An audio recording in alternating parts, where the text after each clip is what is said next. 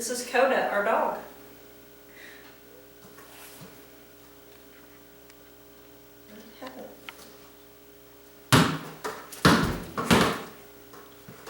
All right. We hope that you've enjoyed the videos that you have been watching and working with your basketball skills. And we are here today to practice your dribbling. So we're going to do some of the basic dribbling drills like you would do in practice if we were in the middle of our Courts for Christ season. So Haley's here to help me, and we're just going to do a few of those drills here in our basement. All right, so one dribbling drill that we start with is just the high-low dribble drill. Don't forget, anytime you're doing a dribbling drill, you always want to try to keep your eyes off of the ball. You don't want to be watching the basketball. Because in the middle of a game, if all you're doing is watching your dribble, you can't see the rest of the floor and maybe an open teammate that you could pass the ball to. All right, let's dribble low.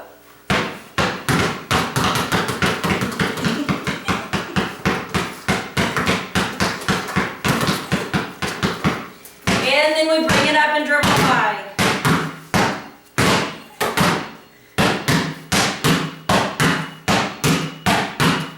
All right, let's go to the other hand.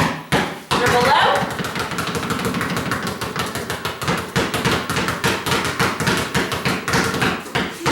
And then we can dribble high.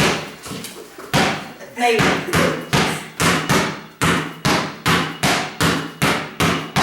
Remember to always keep your hand on top of the ball when you're dribbling. You don't want to put your hand underneath and turn it over. That's called palming the ball. You got to keep your hand on top.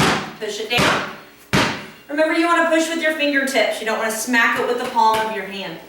All right, let's do a V dribble. If we dribble in front of us, we can take turns with our hands and V dribble. You can kind of shift your weight back and forth also.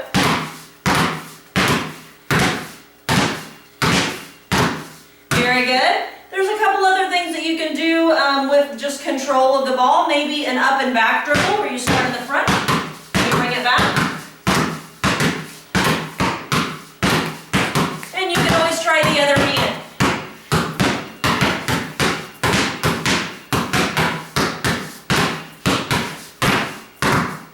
You can go back and forth with just one hand as well. Just like the V dribble, but just one hand. Very good. All right, now we're going to get into a few dribbling drills for the older kids. Maybe it's a little bit harder, and it's always good to practice something that's a little difficult. So we're going to start out with a figure eight, and you can go either direction you want to, but you're going to dribble between your legs and back around and make an 8 around your legs. So here we go. Whoops.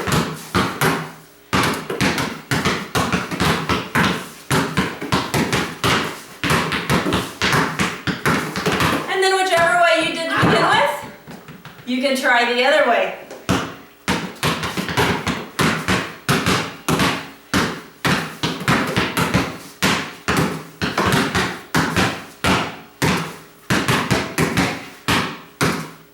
One more drill that you can try for one of the older kids, one of the more advanced dribbling kids, is a spider. So on this one, you just keep the ball in the middle and you alternate your hands.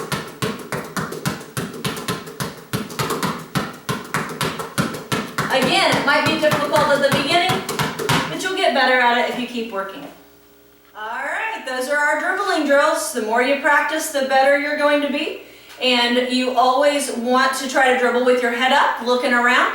And as the weather is getting warmer and it's nice outside, if you've got some nice flat space, or maybe you're going to the park, always dribbling while you're jogging is going to be a great way to make sure that you're keeping your head up and looking around and dribbling on the run. So very good job. We hope you enjoy it. Keep practicing.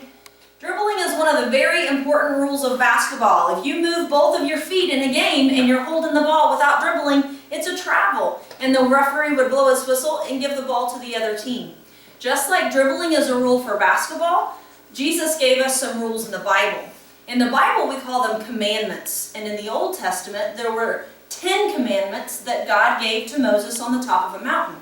In the New Testament, when Jesus came to earth, he was teaching people how to live, and someone asked him, what the most important rule was, or the most important commandment. And we can find the answer in Matthew 22:37. It says, Jesus was asked one time what the greatest commandment was, and he answered, "Love the Lord your God with all your heart, with all your soul, and with all your mind. This is the first and greatest commandment, and the second is like it, love your neighbor as yourself." This commandment is one of the reasons that we spend so much time with Courts for Christ and making everything happen, to show all of you our love for the Lord by loving our neighbors. That's all of you. Now, we may not have houses right next to each other, but I don't think that's what Jesus meant when he said to love your neighbor. I think he meant to love all of those around us and take care of them just like we would ourselves. So, that is what I want to challenge you to do. Love everyone around you so that they can see how much you love God. To say it in a real short way, love God and love people. Please pray with me. God, we know how amazingly big you are, and we are sorry when we do things that make you sad. We want to thank you for giving us people to love us when we're good and even when we aren't, and to teach us how to put you first and to care for each other. We also want to ask you to help us to love you with all of our heart, soul, and mind, and help us to love all the people around us just like you told us to do. Amen. All right.